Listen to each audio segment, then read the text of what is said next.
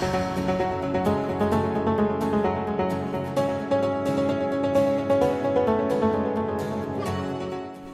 tidak menyenangkan terjadi pada karateka Indonesia di penyelenggaraan SEA Games 2023 Kamboja. Mereka mengalami kecurangan dari para wasit kala tampil di multi-event terbesar di Asia Tenggara tersebut. SEA Games 2023 secara resmi dibuka pada 5 Mei lalu. Khusus cabang karate sudah dimulai pelaksananya pada keesokan harinya yaitu Sabtu 6 Mei 2023.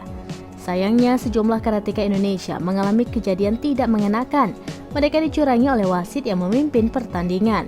Hal itu dialami oleh para atlet Indonesia di nomor kata beregu putra, kata perorangan putra, dan nomor komite beregu putri. Manajer tim karate Indonesia Yusran Arif mengatakan indikasi kecurangan pada atlet Indonesia sejatinya sudah mulai ia sadari sejak hari pertama karate dipertandingkan. Kala itu kata beregu putra yang sejatinya punya kans berebut emas namun gagal setelah Vietnam yang diputuskan sebagai pemenang. Hal serupa diungkapkan pelatih kepala komite Indonesia Idrus Gusti. Ia juga menyatakan jika ada kecurangan pada nomor beregu putri Chok Istri Agung, Cheiko Georgia Zevanya, Devina Dea, dan Desinta.